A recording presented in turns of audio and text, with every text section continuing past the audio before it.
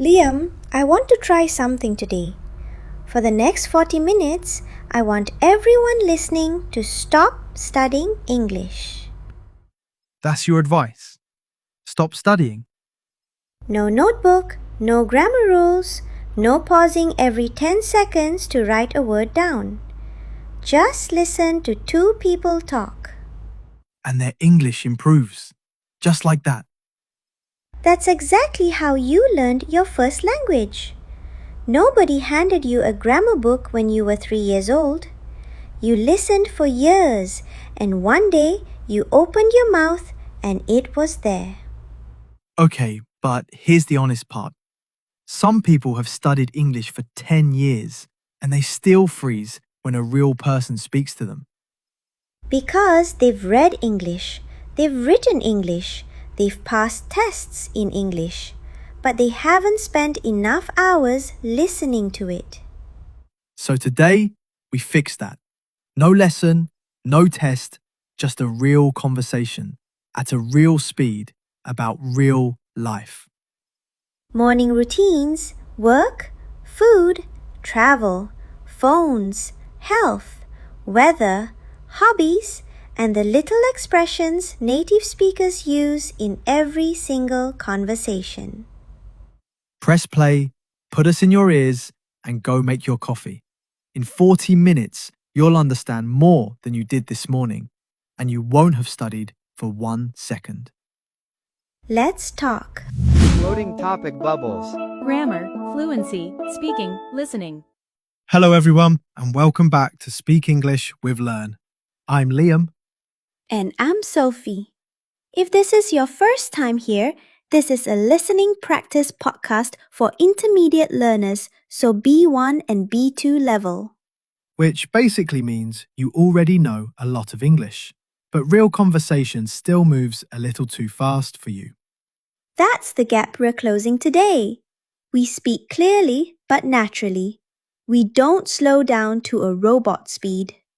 Because nobody in London or New York is going to slow down for you in a coffee shop. Sadly true. And one small favor before we start. If this helps you today, subscribe to Speak English with Learn. It genuinely helps other learners find us. All right, let's begin with something every single person listening did this morning. Which is? You woke up. Well, I hope so. Otherwise, this podcast is much stranger than I planned. Tell me about your morning, Sophie. And be honest, not the version you'd put on social media. The honest version? My alarm goes off at 6:30 and I ignore it. You hit snooze. I hit snooze twice, sometimes 3 times. So the alarm says 6:30, but my body says 7. That's a useful phrasal verb right there, to hit snooze. It means you press the button and the alarm rings again in 9 or 10 minutes. And then you feel guilty for the rest of the day. What about you? What time do you get up? 5:30. 5:30? Liam, that's not morning, that's still night. It's the best part of the day. Nobody emails you at 5:30. Nobody calls you. The world is completely quiet. Notice how Liam said 5:30 there. In British English, 5:30 means 5:30. Right. And in American English, people would usually say 5:30 or 5:30 in the morning. So if you hear 7:30, 9:30, 10:30, that's a British speaker telling you the time. It always means 30 minutes past the hour. Good spot. Okay, so what happens after you finally get out of bed? Coffee. Immediately. Before words, before thinking, before anything. Same. I put the kettle on before I even open the curtains. To put the kettle on. That's a very British sentence, by the way. It means to boil water for tea or coffee. And then I stand there in the kitchen staring at nothing for about 4 minutes. That's my favorite kind of morning honesty. What next? I go for a walk. 20 minutes, no phone, no music, just outside. No music? What do you do with your brain for 20 minutes? I let it be bored. It's very good for you, apparently. I could never. I have the radio on from the moment I wake up. Sciences in the memory makes piece 5's wrong. We are opposite people. Okay, then what? After the coffee and the radio? I have a shower, I get dressed, and I have breakfast standing up in the kitchen. Which coming word? What's What's breakfast? toast?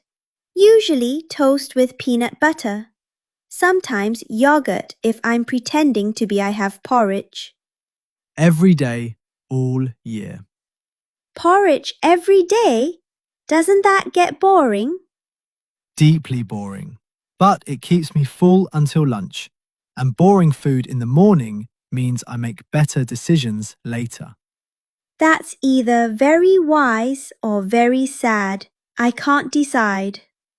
Let's slow down for a second and pull morning vocabulary is fixed. You can't change the words. Good point. We not say open your alarm or cousin. Right, repeat these after us. My alarm goes off at 7. My alarm goes off at 7. I hit snooze twice. I hit snooze twice. I get up and put the kettle on. I get up and put the kettle on. I have a shower and get dressed. I have a shower and get dressed. I grab something to eat and head out. I grab something to eat and head out. And two things that are worth noticing. To grab something to eat just means to eat quickly, without much planning. And to head out means to leave the house. I'm heading out now. I need to head out in 5 minutes. Very natural, very common. You'll hear head out 10 times a day in an American office. So here's a question for you listening right now. What does your morning actually look like? Not your perfect morning, your real one. Do you hit snooze? Do you check your phone in bed? Say it in English, in your head, right now. I wake up at, and then finish the sentence. And if you want, put it in the comments. We read them and we genuinely enjoy them. All right, new topic. Sophie, do you like your job? Oh, that's a big question to ask someone at the start of a podcast. Too personal? No, it's fine. Yes, most of the time. Maybe 80% of the time. That's a healthy answer, actually. Nobody enjoys their job 100% of the time. If somebody tells you they love every single minute of their work, they're either lying or they've been at the job for 2 weeks. What's the 80%? What do you actually enjoy? The people. I work with people I genuinely like. And that changes everything. A boring job with good colleagues is better than an exciting job with difficult ones. I agree with that more than I expected to. And you? What do you like about yours? The moment something clicks for somebody. When a person says, "Oh, now I understand." That feeling never gets old. And the other 20%? The bad part? Meetings. Long meetings that could have been an email. Everyone listening just nodded. That's a universal experience. There's even an expression for it in English offices. This meeting could have been an email. Let's do some work vocabulary, because this is the language people actually need. Not business English from a textbook, real office words. First one, A colleague. A colleague is a person you work with. In American English, you'll also hear co-worker. Same meaning. My co-worker, my colleague. She's a colleague of mine. We're colleagues.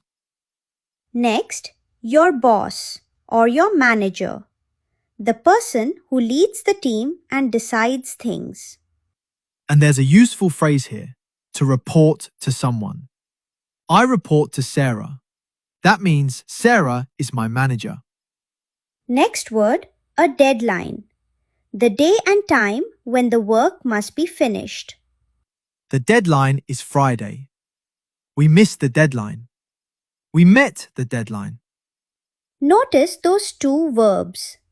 You meet a deadline when you finish on time, and you miss a deadline when you don't. Meet the deadline, miss the deadline. Learn them as a pair. They always come together.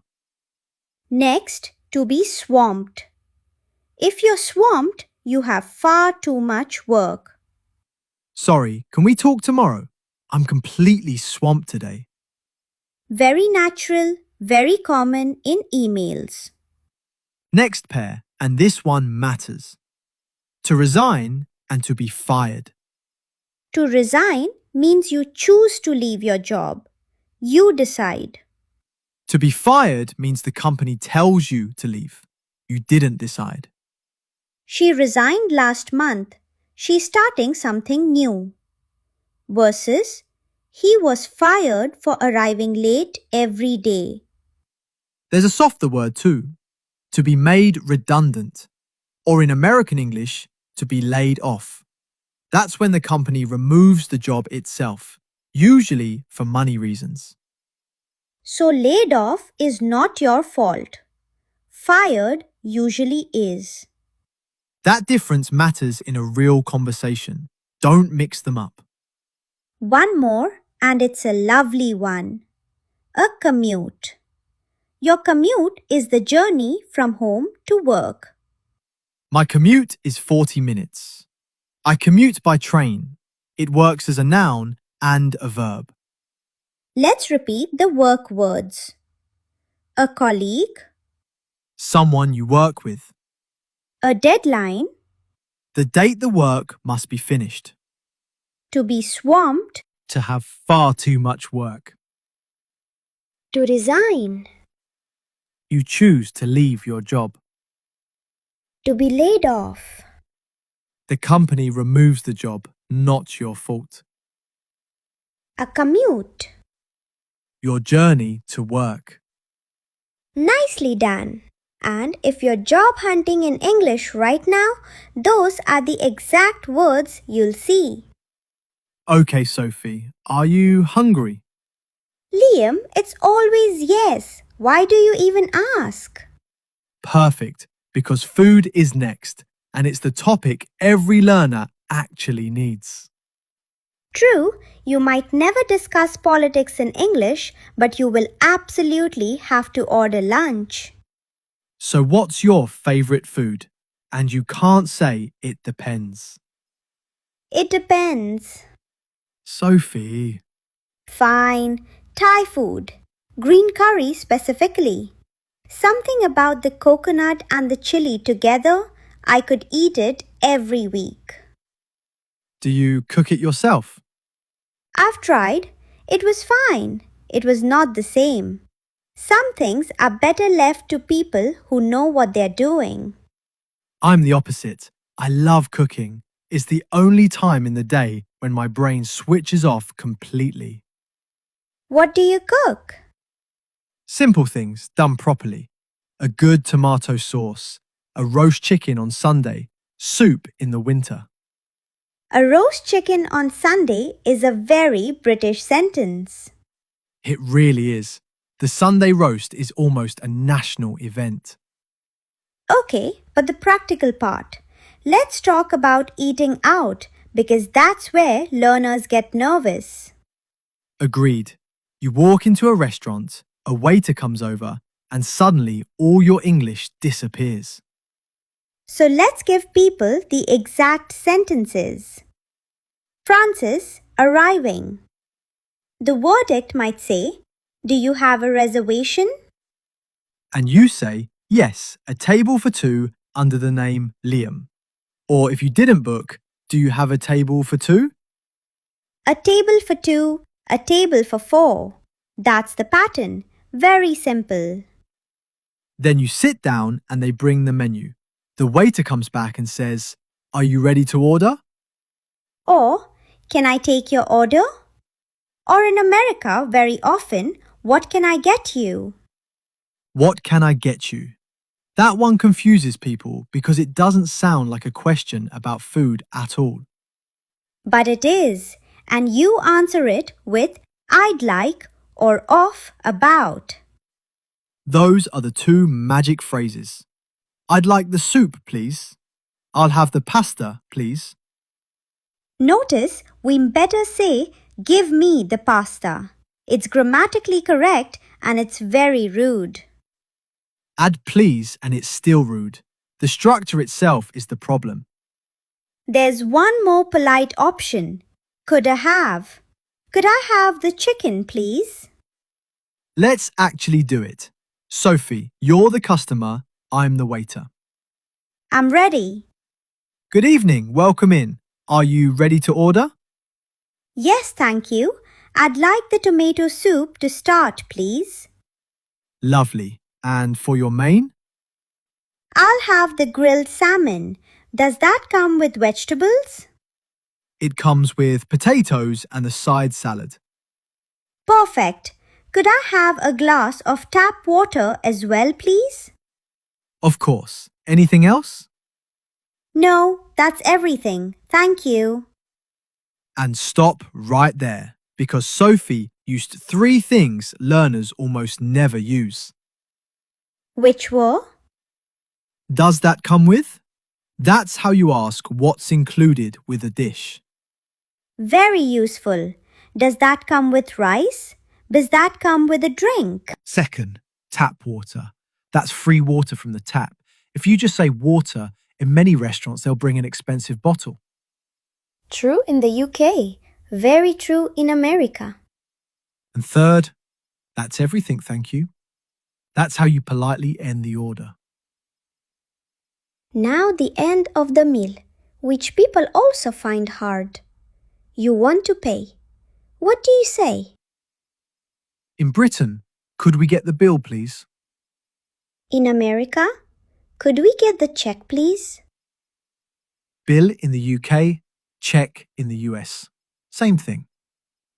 And if you're eating with a friend and you both want to pay your own part, Shall we split it? Or let's split the bill. and if you want to pay for everything, This one's on me. Or I've got this. I've got this. That's such a warm little phrase. Let's repeat the restaurant phrases. Do you have a table for two? Do you have a table for two? I'd like the soup, please. I'd like the soup, please. I'll have the chicken, please.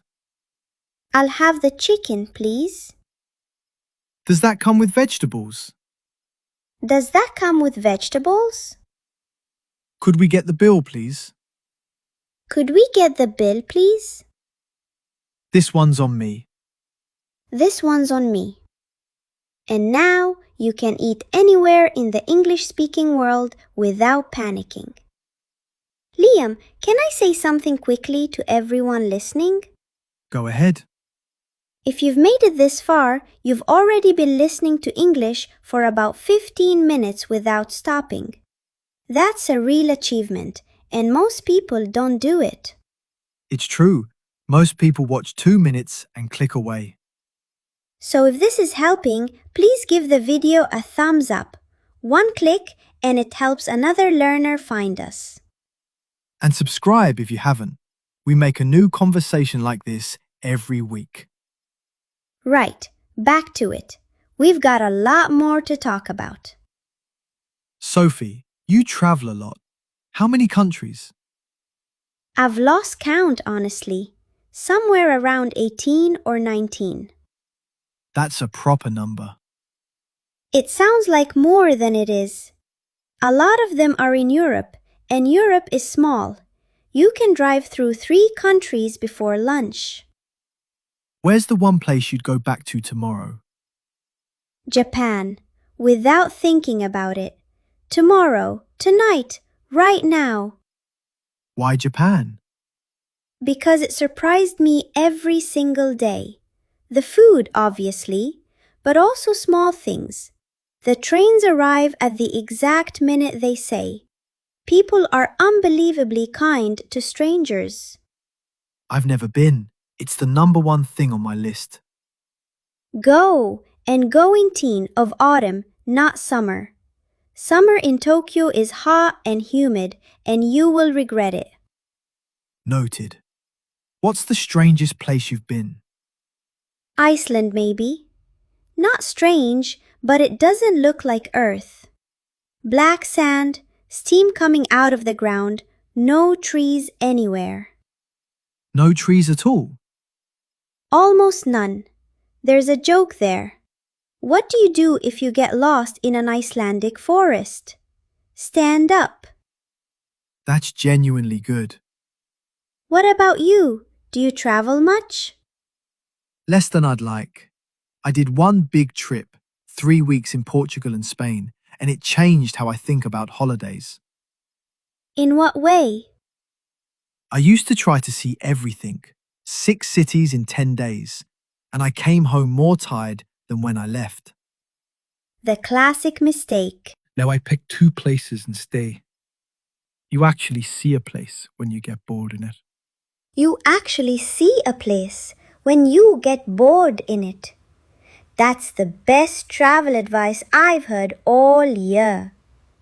Let's do travel vocabulary, because airports are stressful enough without a language problem. First, your passport. The document that proves who you are and lets you cross a border. And a visa. That's official permission to enter a particular country. Some countries need one, some don't. I need a visa for that trip. My visa was approved last week. Next, luggage. Your bags, all of them together. Luggage is uncountable, so we never say luggages. That's a very common mistake. 1 suitcase, 2 suitcases, but always just luggage. And 2 useful types. Hand luggage, or carry-on, is the small bag you take onto the plane. Checked luggage is the big bag that goes under the plane. Next, to check in. You check in at the airport, and you also check in at a hotel. And you check out of a hotel, usually before 11 in the morning, which is always too early. Next, accommodation. That's the general word for where you sleep. A hotel, a hostel, an apartment. I'm still looking for accommodation in Lisbon. It's a very useful, slightly formal word. Next, an itinerary. Your day-by-day plan for the trip. Our itinerary is packed. We've got Kyoto on Tuesday and Osaka on Thursday. And one more that people always need. A delay. When the plane or train leaves later than planned. Our flight was delayed by 3 hours. There's a 2-hour delay. Delayed is the adjective. A delay is the noun. Both come up constantly. Let's repeat the travel words. A passport. Your travel document. A visa. Permission to enter a country. Hand luggage. The small bag you take on the plane. To check in. At the airport or at a hotel. Accommodation. Where you stay.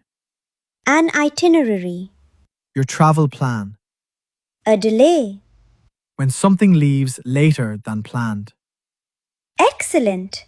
Now you can survive an airport in English, which is honestly a life skill. Right, uncomfortable question time.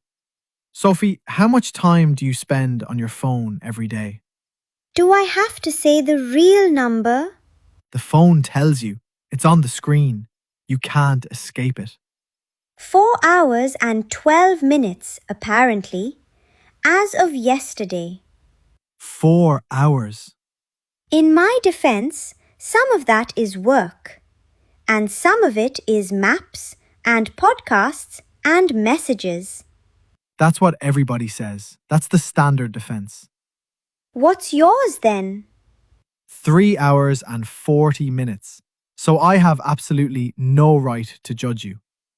None whatsoever. What do you actually use it for?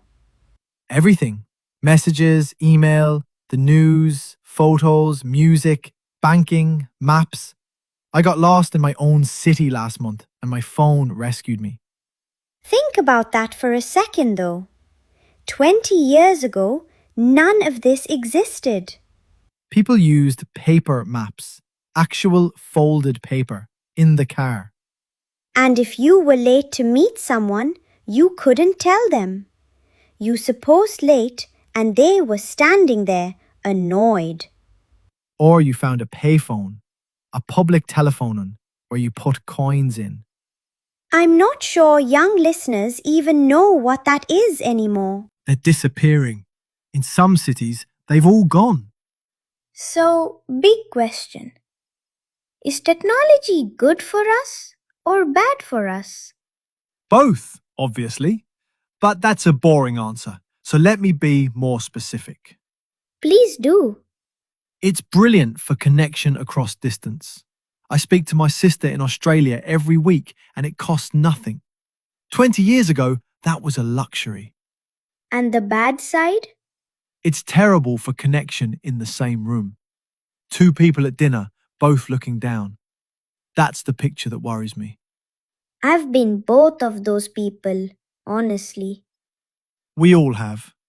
The word people use for the solution is balance, but balance is a vague word. So what's the real version? For me, it's simple rules. No phone at the table. No phone in the first 30 minutes after waking up. Does it work? About 70% of the time, which is better than 0%. Let's get some technology vocabulary in, because this is everyday language now. First, to scroll. To move up and down through a screen with your finger. I was scrolling for an hour and I don't remember a single thing I saw. Painfully accurate. There's even a phrase for it now. Doom scrolling. Scrolling through bad news for too long. Next, to charge. To give your phone electricity. My phone's on 12%. I need to charge it. And when there's no battery at all, we say the phone is dead. My phone died. Which is dramatic, but everyone says it. Next, an app. A program on your phone. A banking app, a language app, a weather app. Next, to update. To install the newest version of the software. And your phone asks you, and you press Remind me later. And then you press Remind me later for 6 months. Every single time. 2 more. To back something up. To save a copy somewhere safe, usually online. I back up my photos every month. Back up as a verb, a backup as a noun. And finally, a notification.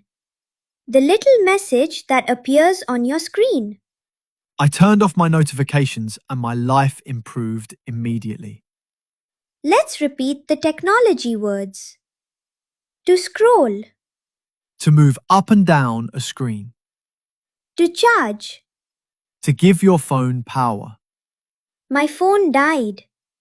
The battery is completely empty. An app. A program on your phone. To back up. To save a copy somewhere safe. A notification. The little message on your screen.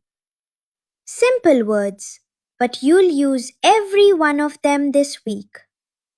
Liam, you mentioned your walk this morning. Are you one of those annoying people who exercises regularly? I'm afraid I am. 4 or 5 times a week. 4 or 5. I feel unwell just hearing that. It sounds more impressive than it is. Most of it is walking. 2 of those are a proper gym session. What do you do at the gym? Weights mostly. Some cardio at the end, usually the rowing machine. I used to go. I had a membership. I went 3 times a week. And then I stopped completely. What happened? Life happened. Work got busy. I missed a week, then 2 weeks, and then going back felt embarrassing. That's the real reason people stop, isn't it? Not laziness. The gap gets long, and then it feels awkward to return. Exactly that. The trick is to make the return small. Don't go back for an hour, go back for 15 minutes. Because 15 minutes isn't scary. And 15 minutes is infinitely better than nothing. There's a nice phrase in English, something is better than nothing. What about food?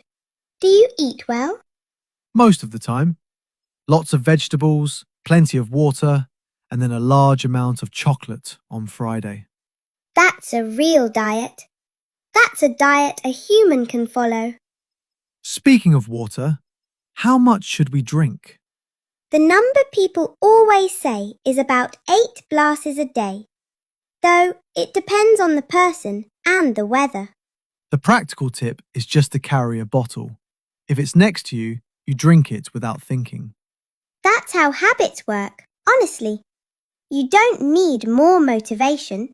You need less friction. That's a good line. Let's do health vocabulary. First, fit. To be fit means your body is strong and healthy. She's incredibly fit. She runs marathons. And notice, fit is about your body's condition, not your weight. Next, a habit. Something you do regularly, almost automatically. A good habit, a bad habit. And 2 useful verbs, to build a habit and to break a habit. I'm trying to build the habit of walking after dinner. I'm trying to break the habit of checking my phone in bed. Next, stress, the feeling of pressure or worry. I'm under a lot of stress at the moment. Notice, under stress, not in stress. Good catch. Under pressure, under stress. Those prepositions matter. Next, energy. The power you have to do things. I've got no energy today. I'm running on empty. Running on empty. That's from a car with no fuel. And we use it for people too. One more. To be worn out, completely exhausted. I'm absolutely worn out. I'm having an early night. An early night. That's a lovely one. It means going to bed early, not the night itself. Let's repeat. Fit. Strong and healthy. A habit. Something you do regularly. Under stress. Feeling pressure or worry. Worn out. Completely exhausted. An early night. Going to bed early. Look after yourselves, everyone. It matters more than any grammar rule. Sophie, where do you live?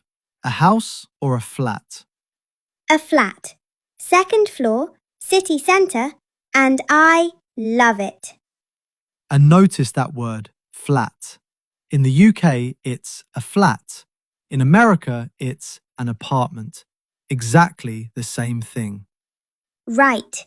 And in America, 2nd floor and 1st floor mean different things than in Britain, which has confused travellers for 100 years. Let's not open that door today. Agreed. What do you like about your flat? I don't have a flat. I've got a small house just outside the city. Which do you prefer? Honestly, Honestly, both on different days. The house is quiet. I hear birds in the morning instead of buses. that does sound nice. But I drive everywhere. I can't walk to a shop. I can't walk home from dinner. And I miss that. That's the trade-off, isn't it? Space versus convenience. Exactly. In the city, you get everything nearby and no room. Outside, you get room and no everything.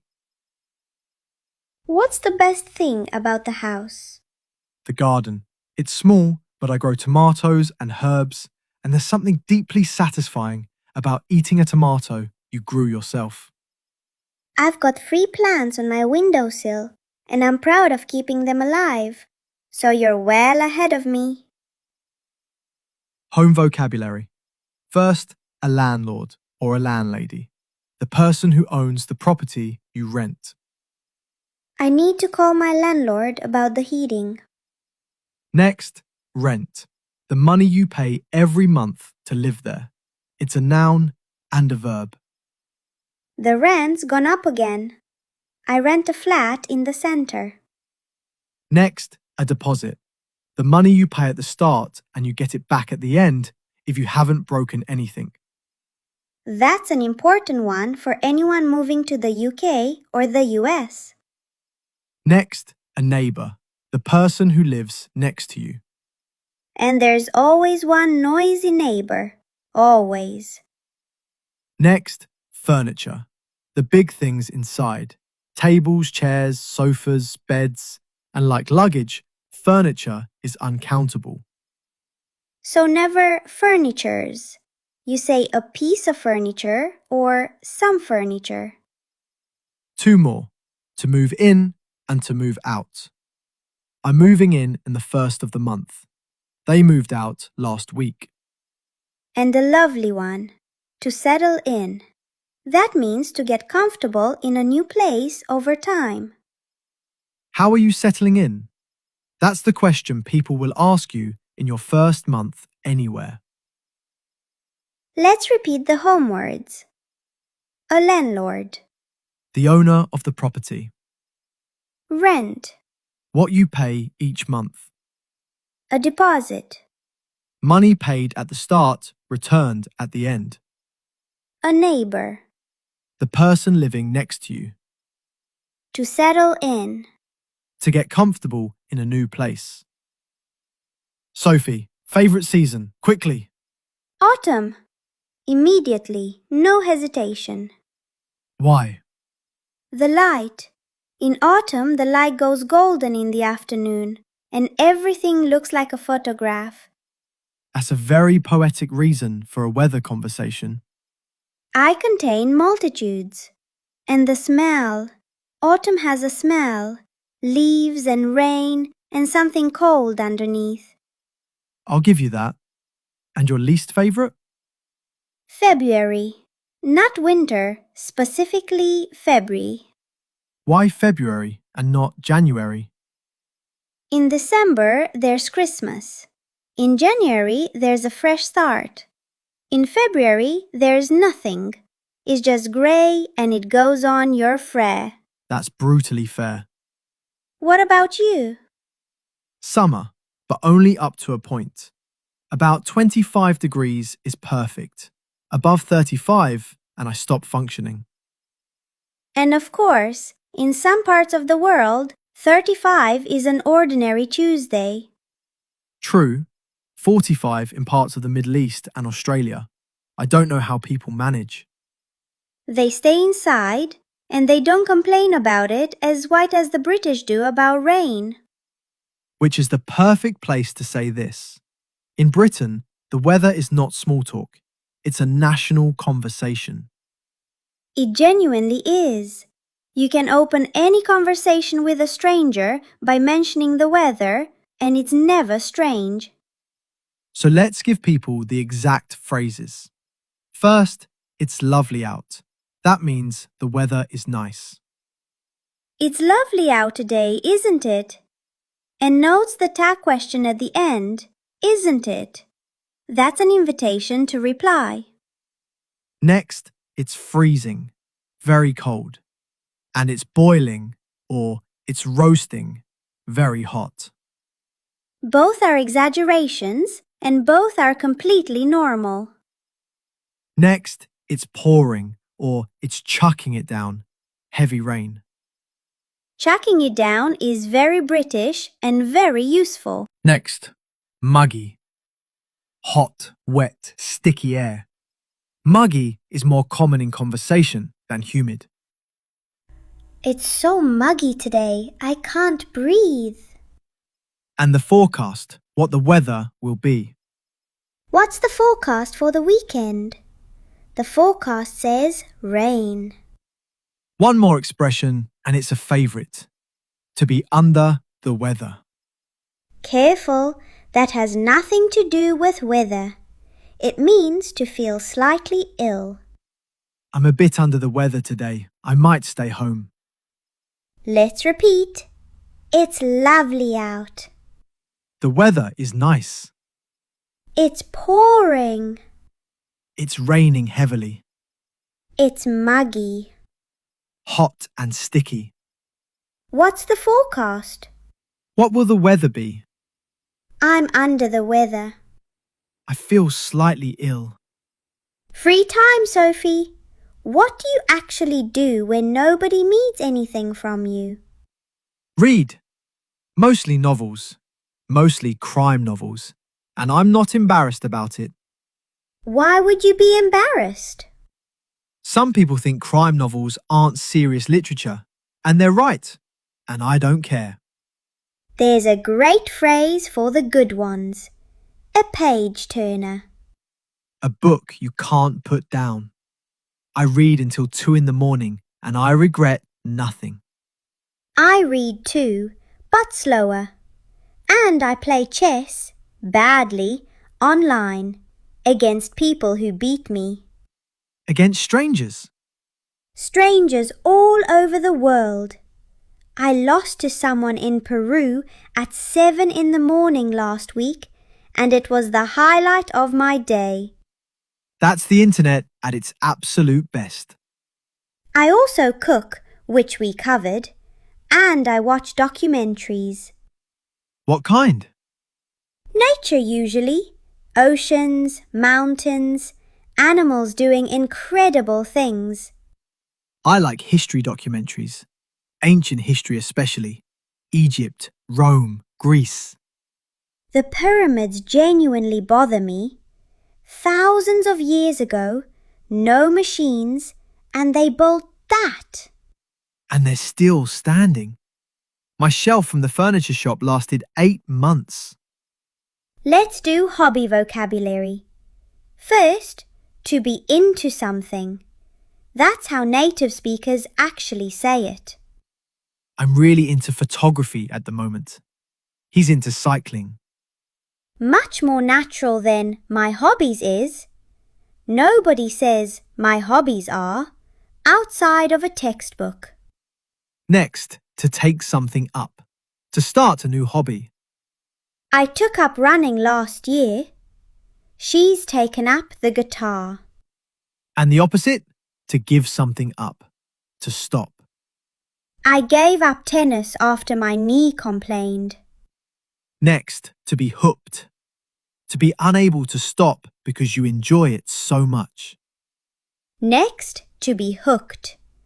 To be unable to stop because you enjoy it so much. Next, to collect. To gather more and more of something you like. Stamps, records, books. I collect cookbooks. I own about 60 and I cook from maybe 4. That's the most honest thing you've said today. And one more, to unwind. To relax after something stressful. I put music on to unwind after work. It's a beautiful word because it comes from a spring slowly releasing. Let's repeat the hobby words. I'm into photography. I'm into photography. I took up running last year. I took up running last year. I'm completely hooked. I'm completely hooked. I need to unwind. I need to unwind. And now you can talk about your free time like a person, not like a textbook. Liam, we're getting close to the end. Already? That went fast. It always does. So let's finish with the part that makes the biggest difference: everyday expressions. These are the small phrases that sit between the sentences. They're what make English sound like English. First, I'm not sure, but. You use it when you don't know exactly and you want to be honest and polite. I'm not sure, but I think the shop closes at 6. Much better than saying nothing because you're afraid of being wrong. Next, that's a good point. You say it when someone says something intelligent. That's a good point. I hadn't thought about that. It shows you're listening, and in English, showing you're listening is half the conversation. Next, actually. This one introduces information that's surprising or corrects a small assumption. I thought it would be expensive, but actually, it was quite cheap. And it softens a correction. Actually, it's on Tuesday, not Wednesday. Without actually, that sentence sounds sharp. With it, it sounds friendly. Next, it depends. For when there's no simple yes or no. Should I bring a coat? Well, it depends how long we're staying. Next, by the way, this one changes the topic gently. By the way, did you hear about Sarah? By the way, the meeting moved to 10. Next, to be honest. It signals that something real is coming. To be honest, I didn't enjoy it much. And it makes criticism sound softer, which is very English. Next, I totally agree. A strong yes. I totally agree. That's exactly what I was thinking. And when you disagree, this is the most important one in the whole episode. I see your point, but... I see your point, but I think there might be another way to look at it. Because in English, we almost never say you're wrong. We say, I see your point, but...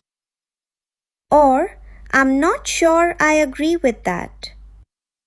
Or, that's true, although. Notice all of them agree slightly first, then disagree. That's the pattern. Soften, then say your opinion. Let's repeat them all. I'm not sure, but... I'm not sure, but... That's a good point. That's a good point. Actually, Actually, it depends. it depends. By the way, By the way, to be honest, to be honest, I totally agree. I totally agree. I see your point, but... I see your point, but... Use one of those today in a real conversation and you'll feel the discuss your temper. Okay, now it's 7 questions. Don't write anything. Just answer in your head in English and don't worry about mistakes. Question 1. What time did you wake up this morning and did you hit snooze? Think about it. Say the full sentence in your head. Question 2. What's one thing you like about your job or your studies and one thing you don't? 2 parts, so take your time. Question 3. What did you eat for dinner last night? Describe it. Not just pasta. What kind? With what? Was it good? Question 4. Where's one place you'd love to travel to and why that place? Give a real reason, not just it's beautiful. Question 5. How many hours are you on your phone each day? The honest number. Nobody's judging. Well, slightly. Question 6. What's the weather like where you are right now? Use one of today's phrases. It's pouring. It's muggy. It's lovely out. And question 7. What's one thing you'd like to improve in the next 6 months? Maybe your English.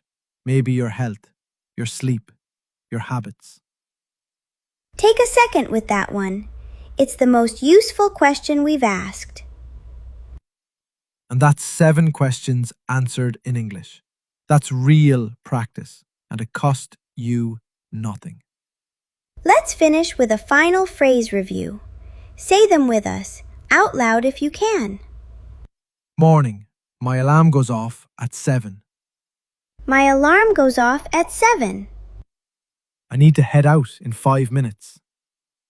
I need to head out in 5 minutes. Work. I'm completely swamped today. I'm completely swamped today. We met the deadline. We met the deadline. Restaurant. I'll have the chicken, please. I'll have the chicken, please. Could we get the bill, please? Could we get the bill, please? Travel. Our flight was delayed. Our flight was delayed. I'm looking for accommodation. I'm looking for accommodation. Health. I'm absolutely worn out. I'm absolutely worn out. Home. How are you settling in? How are you settling in? Weather. It's chucking it down out there. It's chucking it down out there. Free time. I'm really into photography. I'm really into photography. And conversation. I see your point, but. I see your point, but. Beautifully done, every single one. Sophie, that's 40 minutes. That cannot be right. It is. Morning routines, work, food, restaurants, travel, technology, health, home, weather, hobbies, and everyday expressions. And nobody studied anything. Nobody opened a grammar book. Nobody took a test. And that's the point we made at the very beginning. Your brain has been quietly working this entire time, sorting patterns, storing phrases, getting used to the rhythm. You don't feel it happening. That's why people don't trust it. But it is happening. Do this for 30 days, 40 minutes a day, and you will be a noticeably different listener. Not perfect, just better. And better is the only goal that matters. If you got to the end of this, that's 40 minutes of real English in one sitting. Most people don't do that. So please give this a thumbs up. It genuinely helps. And subscribe to Speak English with Learn if you haven't yet. And share it with one friend who's learning English. One person. It might be exactly what they need this week. And here's your challenge for the comments. Answer question number 7. What's one thing you want to improve in the next 6 months? Write it in English, 1 or 2 sentences, and we'll read it. We read all of them. Thank you so much for spending your time with us today. It really means a lot. Your English is already better than it was 40 minutes ago. Tomorrow, it'll be better again. See you in the next episode. Bye everyone.